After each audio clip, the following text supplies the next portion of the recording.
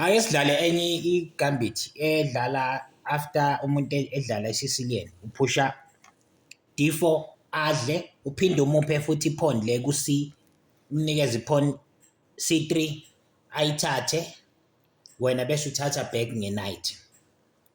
La uzobona ukuthi wenzela ukuthi usheshe udevelophe at the same time u-attack i-center. Udlala i-knight to-attack i-pawn lakho, le knight le mayi-attack i-pawn yakho leso e-center, you push i-pawn attacking i-knight. Ayikwazi ukuhlala kuzo zonke lezi i-port i-knight, okusho ukuthi iyaphoqeleka ukubuyela emuva ngoba izofa.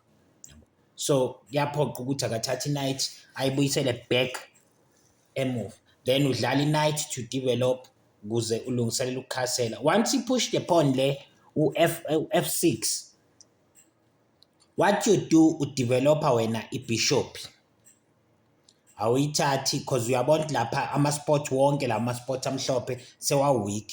So mawubeka i-bishop yakhe emhlophe lapha u-attack-a ukuthi ungene kula ma-spots lawa a-weak. Right? Uma eyithatha le pawn usuthatha back nge-knight. Usuzoyithatha le pawn nge-knight. La kulezi ipoti ebengikhombisa zona sesiyangena-ke after ephushe i-pawn D6 attacking i-knight.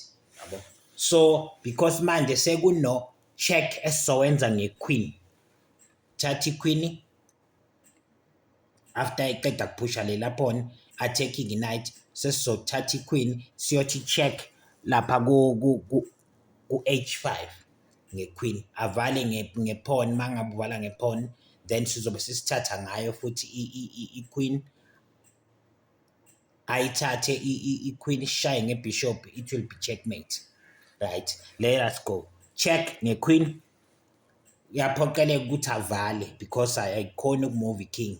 Fana phushe ipawn leli ku-G6, push G6 utake futhi nge-queen, athathe nge-pawn leli H7 bese uthatha nge-bishop, checkmate.